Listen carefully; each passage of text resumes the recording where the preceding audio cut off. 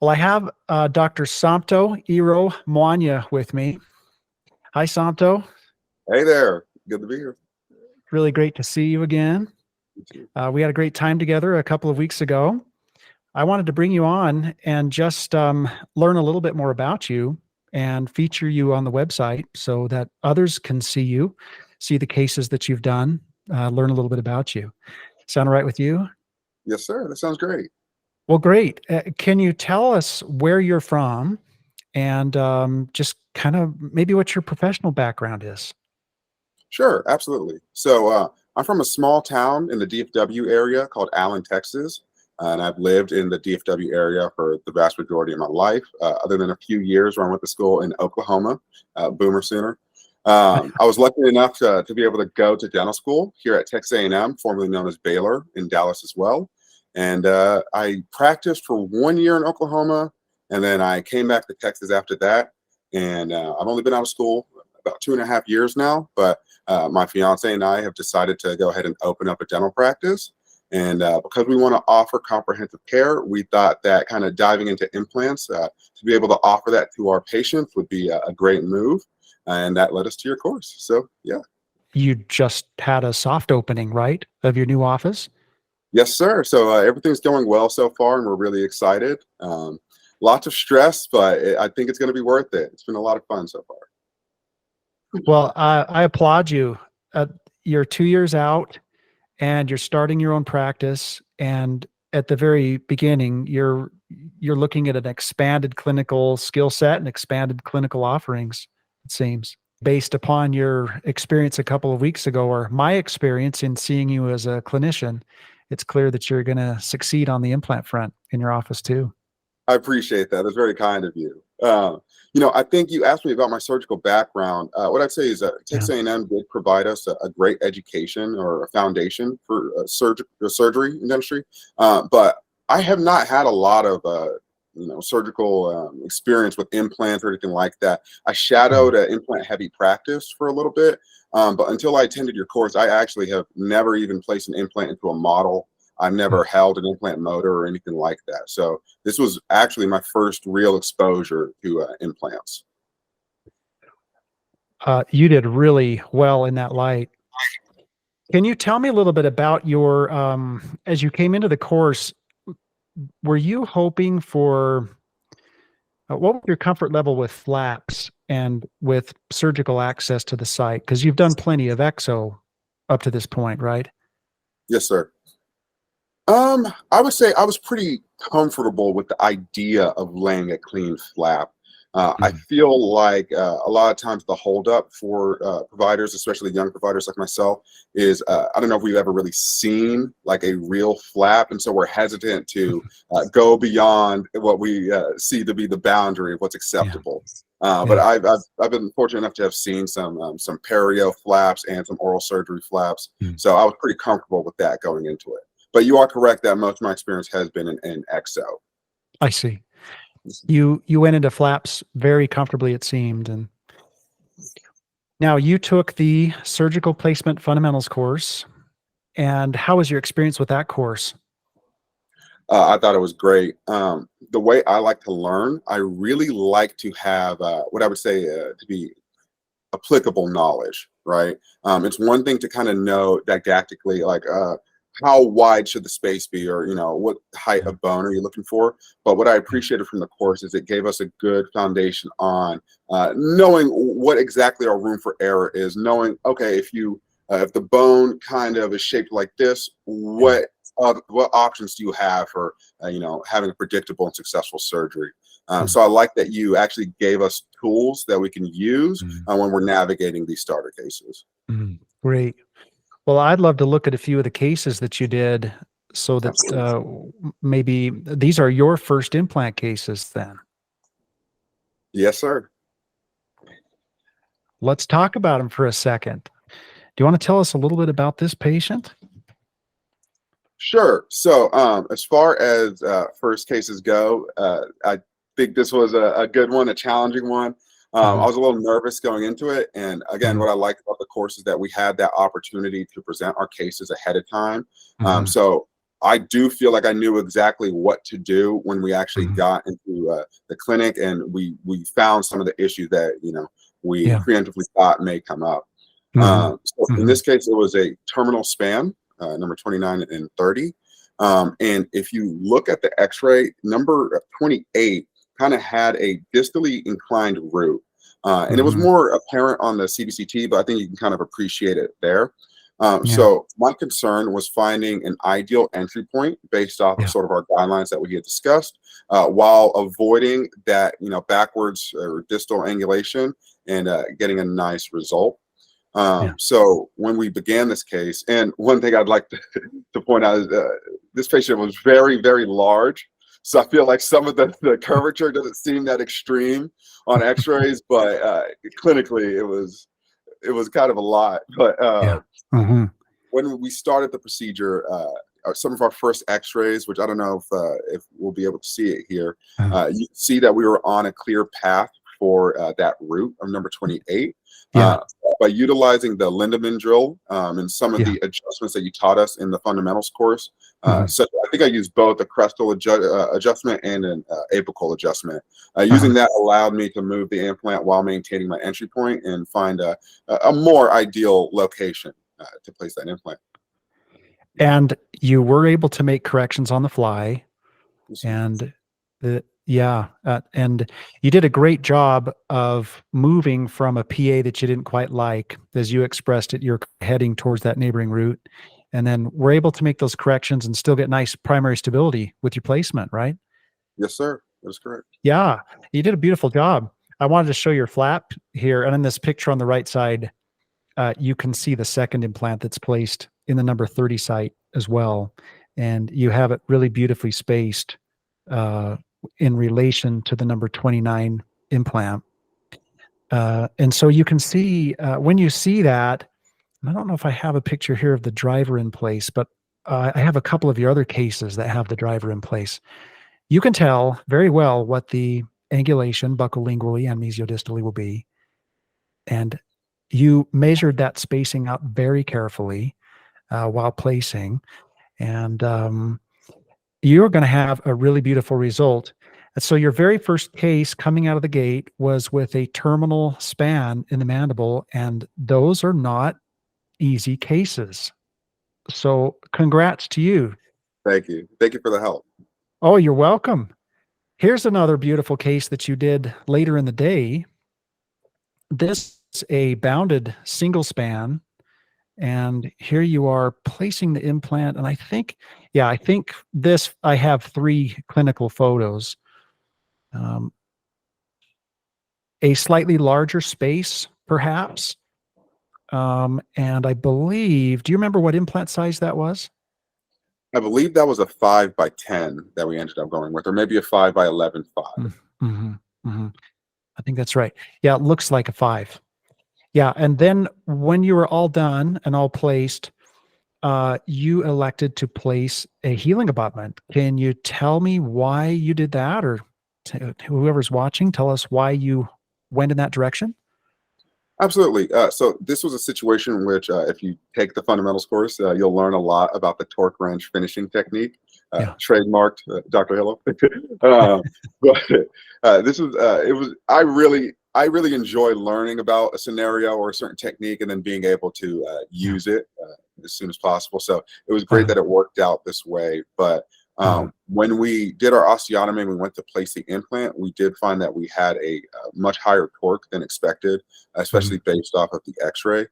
So we used that to our advantage, and we manually placed the final depth of the implant there, and that allowed us to get a final torque of, I believe, about 45 to 50 newtons. And since we had that high of an initial torque or initial stability, we thought that'd be a good idea to go ahead and do a healing abutment to save the patient a procedure.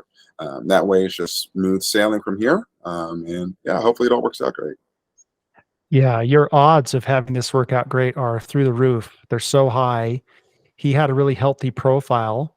And then you can see that there's already quite a lot of keratinized tissue here to the buccal of that. And it's only going to be expanded because of some secondary intention healing that's happening here because of the placement of this healing abutment. So you're going to get beautiful results.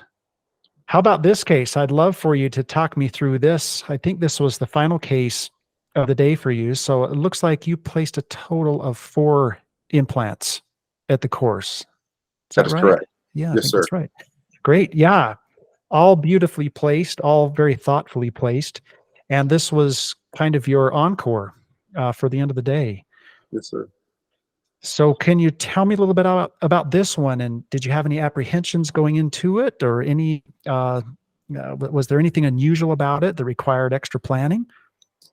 No, I actually thought this was a fantastic case, not Mhm, only because it would represent what I think I'm more likely to find in my mhm, practice, to see mhm, single spaces, but also because this was a patient who came in after another patient was transferred to another doctor. mhm, So I didn't have a lot of time to prepare. I mhm. had a few days, obviously, before the course began. But that gave me an excellent opportunity to actually follow through with the information I learned from the site-specific treatment planning course and the surgical fundamentals course. Mhm. So on my own, I was able to go to the CBCT software, plan it out, see that it was a bit of a narrow space, and then remembered obviously some of the measurements that we had talked about that are Yeah. normal for a premolar or molar. I Mhm. found this to be a tight space. It was about 7 millimeters, I believe. Yeah. And so we decided to approach it like a premolar. Then when we actually got towards the surgery, uh, Yeah. this patient had very terrible tissue. So it was nice to kind of work on some of those flap techniques. As much as I've done flaps in surgery in the past, I actually have never even used tissue forceps. So being able to use some of the different instruments and see how that helped with the flap and reflection was great. Yeah. I then was able to go in with my Lindemann drill, and I made an initial path, and I did need some minor corrections. And I thought that was great because, again, it was just tying in everything we worked on. And I was really happy with the final placement and the angulation we had on that. And Yeah. I think that all just came from being comfortable approaching every single aspect of the case through the courses.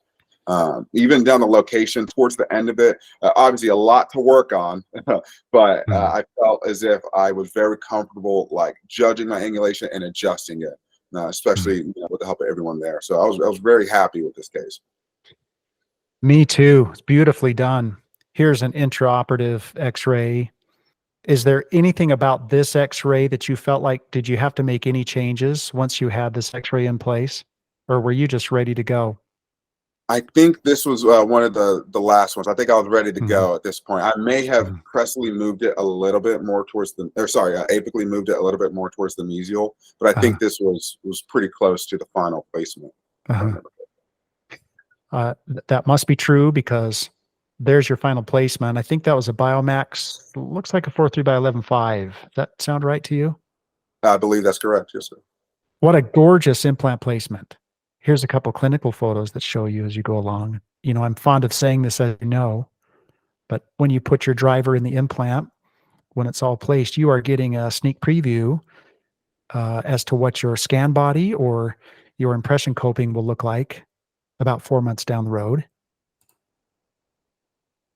And you can tell here, you're just going to be absolutely happy. There are no compromises. You're going to be completely happy with this as you go to restore it, and you're going to have a screw channel that comes right up through the occlusal of that premolarized molar, you might say. Yes, sir. Yeah. Yeah. Any final thoughts about that case? Once again, I apologize if it's redundant, but I really enjoyed some of the techniques we learned. This was another one where I did use that cork wrench finishing technique to get it to the Uh-huh. final position in depth. Mhm, Again, like you mentioned, being able to place some of our instruments in there and see the angulation and actually understand what we're looking at and mhm, how to evaluate that on our own. I thought it made it very predictable is the term I'll use. mhm. And I felt like I had a good enough understanding of evaluating like the attached tissue to recognize when it would be a good situation to go to a single stage surgery versus Yes. when it might be more beneficial to wait it out a little bit. Even if the numbers or the torque seems ideal, there may be other factors that kind of impact our decision making. And I felt very comfortable at the end of this specific case Mhm, going home and doing it on my own. Obviously, I'm still going to have questions. There's a lot of things I need to learn about, But as Yeah. far as simple starter cases go, this case in particular, I left feeling very comfortable. And just to kind of wrap things up, congrats once again on some well executed cases. Something I'd like to emphasize is that something you mentioned a few minutes ago, which is that prior to performing these cases, you presented them in front of your peers, pulling up Blue Sky Plan and looking at the most important treatment planning parameters in that software, manipulating the CBCT image and placing a projected implant in that software. And you did it very deftly and comfortably, as near as I can tell. And was that the first time prior to taking this course, had you had any experience with that type of software? No, not at all. I think I mentioned this at the course, but in our office, we had just gotten a CBCT installed, but I hadn't even had a chance to play with any of the software. So Oh, the Blue Sky Bio was the first time I really got to play with wow. it.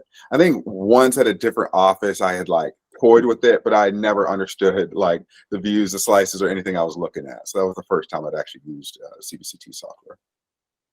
That's great. You did a beautiful job. We did all of your cases were flapped and they were free-handed. And in our current digitized environment, it might sound a little surprising to some that for a beginning course, we didn't go right into a guided scenario. How do you feel now after having done that free-handed versus using a surgical guide? I love that we learned free-handed personally. In my mind, whatever tools or resources you use to achieve your final result, you as the practitioner are the only person who's going to have like a stamp of approval for the final product or the final, Mhm. ending stage of the procedure. So learning it free-handed allowed me to kind of evaluate everything as I was going. How lingual or buccal am I placed, right? How's my Mhm. angulation going? How's my angulation mesially distal? Do I like the feel of the bone? I feel like if I'd gone straight to a guided Yeah. surgery, there would be a lot of aspects of the surgery that I didn't have to pay attention to. Yeah. Especially in training courses, I feel like it's easy to find ideal sites for guided surgery. Well, if Yeah. I went back to my practice, I don't think I'd be as comfortable navigating any Yeah. potential pitfalls or variances in my patient base. Yeah. My philosophy is that guided surgery is kind of an advanced technique, not necessarily because of the nature of it in the operatory in the moment when the guide is placed and you go through. It is a different mindset and it does have its own skill set, but it's kind of counterintuitive in some ways to refer to it as a more advanced technique. But I like to train my enrollees in free-handed placement before guided. I'm definitely a fan of guided surgery. I just think that there's an order to this. And it really pleases me to hear you talk about feeling what you did with your hands, getting a sense for bone density, um, manipulating buccolingual mesiodistal angulation once you had put the entry point where you wanted it, and going through that thought process is really valuable. So, well, great, Somto. I'm really proud of you. I just think you did an amazing job. Thank you. Um, yeah, you're welcome. Any final thoughts? No, I do think that it's impossible to overstate the value you get from discussing your cases in front of your peers and reviewing them afterwards. For example, I've been interested in doing grafting in the future as my skill set grows, and it Yeah. was great to be able to hear about the case where you did the grafting. See pictures, see examples, to kind of increase my knowledge just by virtue of having a conversation with all of you there. So Mhm. I think it was really a valuable experience. I'd recommend it for anybody. I think it was great. Good. Thank you very much. It's you're kind of out on an island once you leave school. There are lots of continuing ed offerings that are out there that are usually a little more piecemeal in nature and should I say corporate driven. Um, and it can be hard to find a way to get kind of an overall scaffolding where you know where to put that knowledge when you do go to a one-off course where you focus in on one particular subject.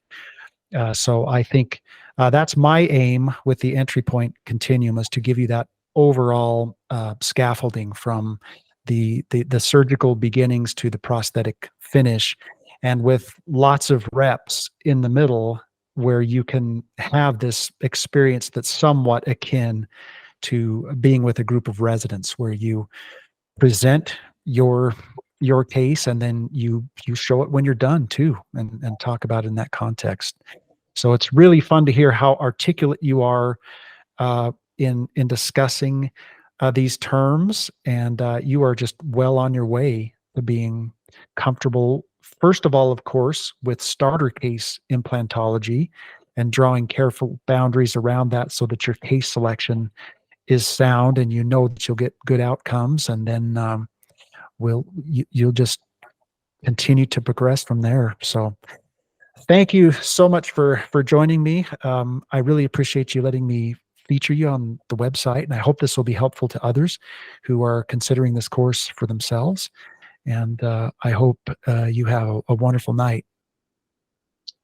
Thank you. It was my pleasure to be on here, and I hope you have a great night as well. If there is anyone watching this, just do it. If you're thinking about it, just sign up for it. It is 100% worth it. I promise. Thank you, doctor. You have a good night. That's Somto. Thank you.